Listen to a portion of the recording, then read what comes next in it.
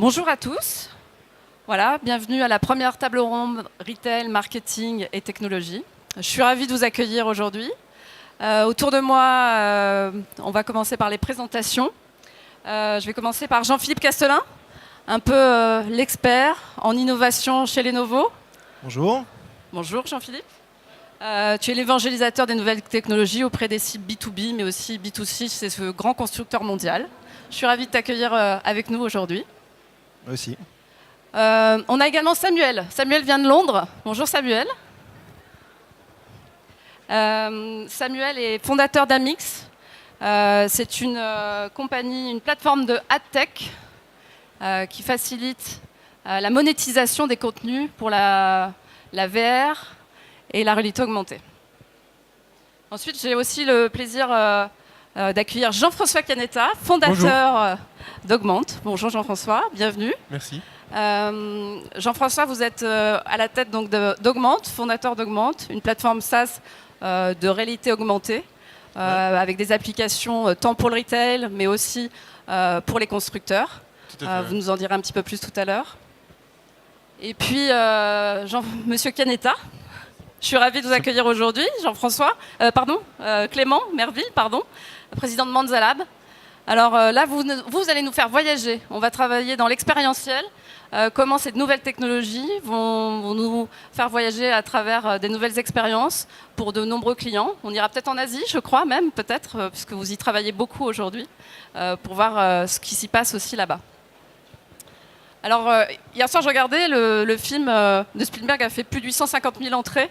Est-ce que c'est un signe annonciateur que cette technologie va se démocratiser ? C'est une question que je me suis posée. Mais on va peut-être commencer par un petit état des lieux du marché. 2017 a été une année forte en actualité autour de la réalité virtuelle, de la réalité augmentée, beaucoup d'offres, beaucoup de nouveaux produits. Peut-être que tu peux nous en dire un petit peu plus, Jean-Philippe. Oui, alors c'est un marché qui est naissant. On est en pleine restructuration de ce marché. C'est vrai que l'année dernière, il y a un an encore, on parlait que de réalité virtuelle. Maintenant, on parle de réalité, de mixed reality depuis octobre l'année dernière avec tous les constructeurs qui se sont lancés sur ce type de casque. On a un peu simplifié surtout l'accès, en tout cas, les commodités, l'installation du produit, tout ça, du casque pour le ramener en tout cas plus facilement à l'utilisateur final. Et depuis janvier, on a lancé également aussi la réalité augmentée avec un partenariat avec Disney sur un casque Star Wars. Donc tout ça, c'est pour essayer de démocratiser un peu cette technologie. Elle n'est pas encore assez évidente pour le client final. Il a besoin d'être informé et avoir beaucoup de démonstrations pour pouvoir acquérir cette nouvelle technologie. Et par-delà, c'est forcément par les produits. Alors moi, je me pose aussi une question, mais quelle est l'accroche de ce marché-là dans le B2B, dans des applications peut-être un petit peu plus professionnelles qui nous concernent aussi aujourd'hui? Est-ce qu'on voit des tendances se dégager? C'est vrai que dans un premier temps, on s'est vraiment concentré sur le consumer avec du gaming. Pour le B2B, c'est une autre question. Les entreprises ont besoin aujourd'hui d'expériences à distance. Donc la réalité augmentée peut permettre justement cette approche. Mais pas que. Elle souhaite aussi avoir des interventions en live. Et ça aussi, c'est la réalité augmentée ou virtuelle qui peut éventuellement donner cette solution. Donc on amène de nouveaux services aux entreprises et c'est cette technologie qui peut l'amener. Très bien. Alors je vais peut-être me retourner vers Samuel. Samuel, vous êtes entrepreneur dans ce milieu de l'Altech, spécialement sur la VR et la réalité augmentée. Je crois que vous rentrez aussi de la Games Developer Conference de San Francisco. Vous avez vu toutes les nouvelles tendances. Est-ce que vous pourriez nous donner un petit peu votre avis? Qu'est-ce qui s'y passe? Comment vit l'écosystème? Qu'est-ce que vous avez vu comme tendance se dégager? Je pense qu'il y a deux choses. D'un côté, on a la réalité virtuelle qui, jusqu'à l'année dernière, c'était vraiment, en termes de consommateurs, c'était vraiment focalisé sur le gaming. Et je pense qu'on commence déjà à voir des tendances qui se dégagent autour de ce qu'on appelle social VR, en fait l'équivalent des réseaux sociaux en réalité virtuelle avec des boîtes comme High Fidelity ou Sensor, Atom Universe, Somnium Space, qui essayent de recréer en fait l'équivalent des réseaux sociaux, mais en réalité virtuelle. je pense que ça devient très très intéressant, non seulement pour les annonceurs, mais aussi pour les utilisateurs, puisqu'en fait ça crée des communautés qui sont vraiment spécifiques à un sujet. Par exemple, vous pouvez imaginer une communauté qui est vraiment spécifique aux fans du PSG, par exemple. Et toute cette communauté sera vraiment recréée, le design sera recréé autour de ce sujet. Et donc, ça va vraiment attirer tous les fans de ce sujet. Et ça permet aux annonceurs, justement, de cibler, en fait, de cibler cette communauté de manière très, très spécifique. C'est une chose qu'ils ne peuvent pas vraiment faire sur le web. Donc, je pense que ces créations de communautés qui sont vraiment créées par les utilisateurs en eux-mêmes est quelque chose qui est en train de bien se développer. Et après, du côté réalité augmentée, évidemment, il y a un an, on n'en parlait pas, et maintenant, il y a quasiment 400 millions d'appareils qui supportent la réalité augmentée avec ARKit et ARCore. Et donc, évidemment, ça ouvre la porte à beaucoup de développeurs qui vont commencer à développer du contenu en réalité augmentée, puisque tout le monde a un appareil dans la poche pour pouvoir le consommer. Donc, il reste à voir ce que les développeurs font avec ça et ce qu'ils sont capables de nous proposer. Et en termes de hardware, vous avez vu également des choses pointer leur nez pendant cette conférence où vous avez pu tester des nouvelles approches? En termes de hardware, j'ai principalement vu le Oculus Go, qui était... j'étais assez surpris d'ailleurs que c'est pas vraiment un casque qui est ciblé pour les gamers, puisqu'il n'y a pas les 6 degrés de liberté. Mais toutes les démos justement étaient liées au jeu. Donc une nouvelle fois, ça montre qu'il y a encore peu de contenu outre les jeux. Et donc ça, je pense que ça va limiter un petit peu le casque. Mais c'était quand même assez intéressant de voir que maintenant on est capable de faire un casque all-in-one. Donc il n'y a pas besoin de le plugger dans un PC. L'écran est déjà là pour la somme de $199. Donc c'est quand même assez impressionnant comparé à ce qu'on avait il y a un an ou deux où on avait soit besoin d'acheter un smartphone, soit besoin d'acheter un Vive qui coûtait $800. Donc je pense que le prix va aider à limiter les barrières d'entrée. Est-ce que c'est le démarrage de la démocratisation de cette technologie-là? Je pense que c'est définitivement un bon point. Je pense que ce qui manque aujourd'hui pour la réalité virtuelle, c'est pas forcément plus de contenu, c'est pas forcément d'avoir du meilleur hardware, mais c'est vraiment de descendre les barrières d'entrée, la friction qui est créée par ces devices. Donc que ce soit le prix, mais aussi les complications quand vous essayez de mettre en place votre headset. S'il y a besoin de brancher 36 câbles, ça devient quand même compliqué. Donc le fait que ce soit quelque chose que vous puissiez prendre, allumer directement, mettre sur votre tête et consommer pour 5 ou 10 minutes, ça va vraiment changer la donne. Je pense qu'aujourd'hui, il y a quand même énormément de friction dans l'utilisation des casques et définitivement tout ce qui est all-in-one va aider à limiter ça. D'accord. Et la monétisation, est-ce que c'est un signe plutôt positif justement? Vous travaillez là-dessus, vous développez un système permettant la monétisation du contenu. Est-ce que ça va permettre justement à développer un contenu plus intéressant? Donc oui, nous, juste pour donner un peu de contexte, notre idée c'est en fait de faire des placements produits dans le contenu. Donc on a un SDK qui permet aux développeurs de placer soit des marques, soit des produits comme par exemple une canette de Coca sur une table pour créer une meilleure expérience de publicité et permettre aux développeurs de monétiser ce contenu. Et donc on a évidemment commencé très très tôt sur ce marché et cette année pour la première fois on avait vraiment des demandes des développeurs qui ont fini de développer leur contenu et qui maintenant pensent à monétiser. Alors que l'an passé, par exemple, c'était vraiment pas une question qui se posait. Et je pense que, évidemment, la monétisation, c'est évidemment important, puisque ça va permettre aux développeurs de développer plus de contenu si leur contenu devient populaire. Donc nous, c'est vraiment l'approche qu'on essaye de prendre, c'est de pousser toute l'industrie pousser l'industrie en permettant aux développeurs de générer des revenus avec leur contenu, tout en évidemment essayant de créer la meilleure expérience utilisateur. Un cercle vertueux entre développeurs et marché. D'ailleurs, chez Lenovo, quel est l'avenir que vous donnez à ces produits? Est-ce que ça reste une priorité pour 2018? Alors, la priorité, comme on vient juste de le dire, l'évolution, on a lancé donc la réalité augmentée donc en janvier. La prochaine évolution va être un projet avec Google, donc avec le projet s'appelle Daydream, Mirage Solo, qui va permettre d'élargir la cible client. Jusqu'à présent, on était vraiment très orienté gaming. Là, on va être vraiment sur la création de contenu.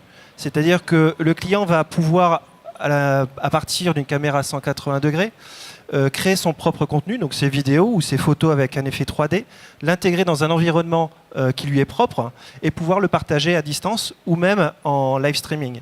Donc c'est beaucoup plus d'expérience familiale qu'on avait jusqu'à présent. Et c'est vrai que cette évolution, elle est vraiment très attendue par le consommateur. D'accord, très bien. Alors moi, j'ai envie de voyager un peu, j'ai envie de rêver avec Clément. J'ai envie de voir ce que l'avenir va nous porter. Je sais que vous travaillez sur de la création expérientielle autour de ces nouvelles technologies pour des clients prestigieux. Vous avez quelques exemples à partager avec nous aujourd'hui pour nous faire rêver, pour nous dire voilà ce qui se passe dans d'autres pays, qui va arriver en France ou qui est peut-être déjà en France. C'est gentil, Sylvie, de vouloir rêver avec moi. Donc, je m'appelle Clément Merville, je suis le président fondateur de Manza Lab. Et en deux mots, Manza Lab, pour ceux qui parlent espagnol, la manzana, c'est la pomme. La pomme, c'est le fruit du savoir, de la connaissance, c'est aussi le fruit du plaisir, de la transgression. Et chez Manza Lab, c'est ce que nous faisons, nous diffusons de la connaissance par le plaisir du jeu, ce qui est toujours une transgression, en particulier dans les entreprises. Et donc, la société s'est créée sur l'idée d'utiliser les technologies du jeu vidéo dans un premier temps, pour la formation, ce qu'on appelle le Serious Game. C'était en 2010. Et très tôt, c'est notre composante lab, on s'est rendu compte que la réalité virtuelle renforçait énormément les apprentissages. C'est pourquoi nous avons été parmi les premiers en France à avoir des kits de développement, donc à travailler sur la réalité virtuelle. Avec Oculus, pour commencer, puis Vive et bien sûr Samsung Gear et tous les autres systèmes. Alors aujourd'hui, on est tellement reconnu dans ce domaine de la réalité virtuelle et également en réalité augmentée qu'on fait des expériences de type expérientiel, c'est ce que tu viens de dire, c'est-à-dire on fait vivre de véritables expériences à nos apprenants, aux consommateurs, pour que l'ancrage émotionnel finalement renforce la mémorisation. Voilà, ça c'est le début. Je voulais dire un petit mot sur les perspectives de marché. Il faut bien se rendre compte qu'aujourd'hui, on est à l'an 1 de la réalité virtuelle et même la réalité augmentée. Même si les technologies existaient en fait depuis plusieurs dizaines d'années, ça a été relancé tout récemment et l'année dernière, c'était l'an 0 et aujourd'hui, on commence l'an 1. On distingue aujourd'hui vraiment réalité virtuelle, j'imagine que vous connaissez tous ce que c'est, réalité virtuelle, réalité augmentée. On parle dès aujourd'hui de réalité mixte. Notre credo chez Manza Lab, c'est que vraiment tout ça va fusionner. Et c'est pour ça qu'on parle déjà, puisqu'on en a marre de rajouter des lettres, de XR, c'est-à-dire Extended Reality, au sens large. C'est-à-dire qui rajoute à la fois la réalité qui nous entoure, donc pour la réalité augmentée, comme de la réalité virtuelle. Effectivement, si vous avez vu Ready Player One, vous imaginez que le monde dans lequel on pourra vivre dans quelques dizaines d'années, où cette réalité extended nous entourera partout. Donc je rêve pas quand je dis que demain je peux faire du shopping à Shanghai de mon salon en 360. Mais tu ne rêves pas du tout, en fait, c'est déjà lancé en Chine, effectivement. Alors nous, on a ouvert un petit bureau à Singapour, mais on regarde ça de très près. En Chine, ils ont déjà des expériences de mall, de shopping mall en réalité virtuelle. Alors pour l'instant, c'est pas très très joli, mais ça donne bien la direction. Bon, moi j'aime bien cette idée de l'an 1, c'était un peu le message que vous voulez faire passer aujourd'hui ici. Puis alors justement, on va revenir peut-être au salon du MEDPI avec Jean-François Canetta sur Augmente, parce qu'on était quand même ici pour parler de marketing, de retail, de technologie. Je pense que vous avez un bon exemple à nous montrer, à nous expliquer ce que Augmente peut apporter aujourd'hui à la distribution française, aux retailers français, aux marques françaises. J'aimerais bien vous entendre là-dessus. Oui, tout à fait. Donc nous, on a commencé il y a 7 ans, la réalité augmentée, avec pour but justement de mélanger les différents types de réalités. Au fil du temps, il y a eu de plus en plus d'industries qui sont intéressées à la technologie. On a essayé en 2012 de rentrer dans le monde du retail, mais c'était bien trop tôt. À l'époque, il n'y avait pas encore d'applications mobiles de shopping, il n'y avait pas encore de site responsive, donc on n'était pas à l'an 0, on était à l'an -5 de la réalité augmentée pour le retail. depuis le sortie de Pokémon Go, il y a de plus en plus d'intérêt des retailers sur la réalité augmentée, mais ils ne savaient pas encore exactement que faire avec cette technologie. Donc c'est là que nous on est arrivé avec notre savoir, qui est de venir intégrer de manière la plus réaliste possible des objets dans l'environnement réel. Et on a proposé, et on propose une solution qui, en s'intégrant dans les applications et sites web des e-commerçants ou des retailers, va permettre aux clients de voir les produits avant de les acheter. Donc c'est-à-dire de pouvoir intégrer n'importe quel produit dans l'environnement réel en temps réel. Donc à quoi ça ressemble ? Simplement, grâce à une tablette dans laquelle on va avoir les applications des différents retailers, on va venir dans l'application et là ce qu'on voit c'est qu'on est dans le monde réel. Et dans ce monde réel, on intègre un produit virtuel. Donc je peux enfin voir si ma prochaine télé prend le bon espace chez moi, Ouais, à la bonne taille, s'intègre bien avec ma décoration Ouais, finlandaise. ça s'intègre bien, ouais, non, et ça permet de voir tout de suite à quoi correspond un écran de 65 pouces, à quoi correspond un écran de 55 pouces. Ça permet aussi pour des produits comme là le Cookéo sur lequel il y a parfois une surprise quand on reçoit le produit parce qu'il est assez gros. Ça permet tout de suite d'enlever cette surprise. On voit que le produit est de cette taille-là, il est sur la table, on peut en imaginer tout de suite les dimensions. Et ce que ça fait finalement à réalité augmentée, c'est que ça rassure. Ça rassure parce que ça ramène le produit devant chez soi. Ça retire un frein. Ça retire un frein et ça retire aussi des raisons de retourner le produit une fois qu'on l'a acheté. Parce que quand on le reçoit, on l'a déjà vu, on sait à quoi ça ressemble. Il n'y a pas besoin d'aller dans le magasin pour faire du showrooming. Et même en magasin, ça va d'ailleurs permettre aux vendeurs de montrer des produits qui ne sont pas disponibles physiquement. Parce que Donc j'étends mon catalogue, je Ouais. vais sur une profondeur de catalogue plus importante aussi en tant que distributeur. ouais, exactement. Et c'est quelque chose qui est en train de se passer de plus en plus. C'est-à-dire que les distributeurs vont vouloir vendre en magasin ce qu'ils ont en ligne, même si le produit n'est pas nécessairement disponible dans le catalogue. Donc grâce à la, enfin pas en magasin, pardon. Donc grâce à la réalité augmentée, le vendeur va pouvoir montrer n'importe lequel de ses produits directement dans le magasin. Donc l'intégralité de la gamme peut être disponible en permanence. Là, je donne un autre exemple avec un ordinateur. Donc voilà, donc là, on voit immédiatement la taille que va faire l'ordinateur. On voit la taille de l'écran, on voit la taille de l'unité centrale. Et par rapport à une photo ou une vidéo, on a l'information physique du produit dans l'environnement physique. Et c'est ça qui change tout. Mais si je veux aller dans le magasin, parce que si finalement je veux quand même expérimenter le produit physique, cette technologie-là, elle peut m'apporter d'autres choses aussi. Elle peut m'apporter de voir le produit à l'intérieur, comprendre comment il fonctionne. Oui, exactement. Et ça peut même apporter des choses encore plus folles, dirais-je, qui vont être de pouvoir aider le client à choisir son produit en fonction de l'environnement. Donc là, au lieu de partir du catalogue produit pour trouver qu'est-ce qui correspond le mieux, on va partir de l'environnement. Donc là, ici, on est dans notre environnement, on voit, il y a des gens, il y a des tables. Grâce à certaines nouvelles technologies, on peut scanner cet environnement. C'est-à-dire que la tablette peut savoir exactement toutes les distances, toutes les dimensions et tous les éléments qui sont disponibles. Donc là, ce que j'ai fait, en fait, en quelques secondes, c'est que j'ai numérisé l'endroit. Donc on voit exactement ce qui se passe. La tablette sait quelle est la taille de la table, 55 cm. Et va savoir également si on veut placer un canapé à cet endroit-là, qu'on a 2,48 m de disponible. Et donc va pouvoir filtrer les milliers ou les millions de produits pour seulement montrer les produits les plus adaptés et les afficher directement dans l'environnement réel.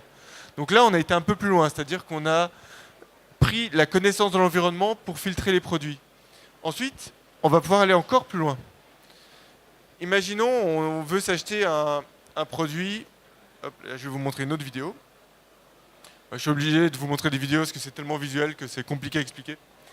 Donc là, on a un client qui veut acheter un nouveau produit. Par exemple, un poêle à bois. Grâce à la réalité augmentée, elle va pouvoir placer le poêle à bois chez elle. Mais on ne sait pas forcément si c'est le bon poêle à bois. Est-ce que c'est adapté? Est-ce que c'est la bonne taille? Imaginez, on appuie sur un bouton et là, instantanément, le vendeur, depuis sa plateforme de vente, rentre en réalité virtuelle dans votre maison. Voit autour de lui votre pièce. Et donc peut vous donner les conseils, peut prendre des mesures et peut vous montrer tous les produits disponibles sur le catalogue comme s'il était chez vous. C'est-à-dire que là, le client voit le vendeur chez lui, le vendeur voit le client chez lui, et tous les deux sont dans un environnement mixte. Donc l'un en réalité virtuelle, l'autre en réalité augmentée, avec les objets disponibles en réalité augmentée. Donc Là, Clément, on a un bel exemple de ce que tu as appelé le XR. Exactement, de convergence. C'est très bien. Donc voilà, donc là c'est là vers où on se dirige, où il n'y a plus de barrière physique entre le online, le offline, entre le magasin, la maison, entre les produits qui peuvent être disponibles à un endroit ou l'autre, mais affichés n'importe où. Et on se retrouve à pouvoir tout mélanger pour avoir la meilleure expérience possible, quelles que soient les conditions de l'achat. Est-ce que la distribution, est-ce que l'un d'entre vous a déjà des discussions avec la distribution sur, alors Augmente, je sais que c'est le cas, mais du côté peut-être de toi Clément, est-ce qu'on a déjà des discussions sur la distribution? Est-ce qu'il se pose des questions? Tu veux dire dans le domaine de la Ouais, grande du distri? retail. Parce qu'on travaille avec Casino, mais c'est plus sur des domaines de formation. Hein. Grâce à la réalité virtuelle, on forme les vendeurs. On a travaillé sur des expériences en magasin de réalité augmentée qui fonctionnent un petit peu comme des chasses au trésor. C'est-à-dire que l'idée, c'est de scénariser finalement un parcours client à l'intérieur d'un magasin en trouvant des sortes de Easter eggs, pour rester dans le thème du film, grâce à la réalité augmentée, bien sûr, grâce à notre simple téléphone en fait. Un des points clés pour utiliser la réalité augmentée, c'est de savoir qu'il ne faut surtout pas utiliser les QR codes, au moins en France, c'est vraiment très peu populaire, c'est trop techno, donc on fait de la reconnaissance d'image directement. Oui, directement via le smartphone. Sinon, avec la réalité virtuelle, on propose d'autres types d'expériences, par exemple pour des fabricants de chaussures, on montre comment va être vécue telle chaussure ou telle autre chaussure. C'est-à-dire on fait vivre l'expérience, le fameux experiencing. Il faut que j'essaye. Voilà, il faut que tu essayes. Non, très bien. Alors, si on faisait un dernier petit tour de table avant de conclure cette table ronde aujourd'hui, j'aimerais savoir, l'an 1, je trouve que ça résume plutôt bien le débat du jour, mais qu'est-ce que vous voyez comme projection dans vos propres métiers? Quel message que vous souhaiteriez faire passer à cet auditoire qu'on a aujourd'hui, plutôt de distributeurs ou de marques? Que l'an 1, c'est une bonne année pour se préparer et pour commencer à intégrer les différentes technologies, parce que l'évolution technologique entre maintenant et le moment où on aura tous des lunettes de réalité augmentée va être progressive. Et il ne faudrait surtout pas qu'un distributeur se retrouve à un moment à se rendre compte que tout le monde a des lunettes de réalité augmentée et qu'ils ne savent toujours pas ce qu'est un modèle 3D ou comment amener du contenu en réalité augmentée ou quelle est l'expérience d'achat en réalité augmentée. Un peu ce qui s'est passé finalement sur le mobile, où il y a eu un décalage de plusieurs années entre le moment où le mobile est apparu et où les expériences de shopping sur mobile ont été vraiment efficaces. Et où, si on regarde en Asie, aujourd'hui on est à entre 60 et 80% d'achats sur mobile. Là où en France, on va encore être aux alentours de 20 à 30% d'achats sur mobile. Donc on voit qu'il y a eu un décalage à cause du lag qu'il y a entre l'arrivée d'une nouvelle technologie et la compréhension de comment intégrer cette technologie dans des cycles d'achat existants. Donc de la même façon, la réalité augmentée va avoir un pic peut-être dans 2 ans, 3 ans, où c'est vraiment là qu'il va y avoir un basculement entre le smartphone vers les lunettes de réalité augmentée. Aujourd'hui, on peut déjà faire de la réalité augmentée sur mobile, donc c'est là maintenant le bon moment pour intégrer dès aujourd'hui, comme l'ont fait Fnac, Discount, Leroy Merlin et d'autres qui ont intégré nos technologies, pour préparer tout ce qu'il y a derrière. Donc comment on gère le contenu, comment on gère l'expérience, quels sont les résultats, les métriques, les mesures, et se préparer pour ne pas tomber sur un grand choc quand on se rend compte que plus personne n'utilise un smartphone, mais que tout le monde est sur Smart Donc Glasses. on est bien dans des starting blocks, à nous de faire un beau départ. Exactement. Monsieur Castelin. Alors, je pense qu'en termes de produits, on a vu un petit peu l'évolution. On l'a dit en début d'interview que l'année dernière, on parlait de produits qui devaient être câblés, qui prenaient 2 heures d'installation. On a vraiment réduit cette notion de mise en service. Dans les prochaines années, on sait qu'on va aller vers de plus en plus de casques autonomes qui vont être de plus en plus miniaturisés, avec une meilleure qualité d'écran. Donc l'expérience va être de plus en plus riche. Et c'est vrai que si on essaye de voir un petit peu comment va être l'avenir, on a parlé de réalité augmentée, je pense, dans les magasins, on parle de scanner des rayons pour pouvoir diriger les clients, pour pouvoir les informer en temps réel et être. Je pense que c'est à ça qu'il faut être préparé pour demain, parce que le matériel va pouvoir venir de plus en plus à disposition du client final par une approche prix, mais aussi par une approche facilité d'usage. Très bien. Samuel? Je pense que tout a été dit. Pour moi, c'est vraiment minimiser cette complexité qui ne permettait pas vraiment aux gens d'avoir une très très bonne expérience, que ce soit au niveau du prix ou de la mise en service de l'appareil. Et du coup, je pense que ça va vraiment permettre aux non-gamers, donc les gens qui peut-être ne sont pas aussi adaptés à la technologie, justement d'avoir accès à différents types d'appareils et de consommer d'autres types d'expériences. Clément, une conclusion pour aujourd'hui? Je crois que le mot-clé, c'est la facilité d'usage. Donc vivement des casques moins lourds, vivement l'Oculus Go qui arrive d'ici quelques mois. Ils sont en train de montrer donc les tout premiers exemplaires. Et effectivement, tout sera intégré pour $200. Vivement à terme juste des lunettes, hein, et puis pourquoi pas des lentilles, hein, dans quelques années. Et là, on aura véritablement le nouveau média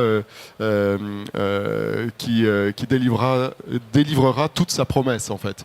Puisque la promesse est totale, c'est tout simplement la promesse de la téléportation, la promesse du voyage, des expériences, de la visualisation à l'échelle 1, hein, ce qui est souvent compliqué, où que l'on soit, visualiser le produit à l'échelle 1. Donc j'attends les prochaines années avec enthousiasme. Alors moi, avec impatience, en tous les cas, et je suis ravie de vous avoir eu autour de moi aujourd'hui pour déblayer un peu ce terrain des technologies de la réalité virtuelle pour le retail, pour le marketing. Je pense qu'effectivement, on n'en est qu'au début. Le parcours du client a besoin d'être réenchanté chaque jour. Il passe toujours par le magasin et le magasin a besoin de mettre ce genre d'outils à disposition de son consommateur. Voilà, je pense que le message est passé aujourd'hui grâce à vous et vraiment, je vous en remercie beaucoup de votre présence et j'espère à très bientôt. Merci Sylvie.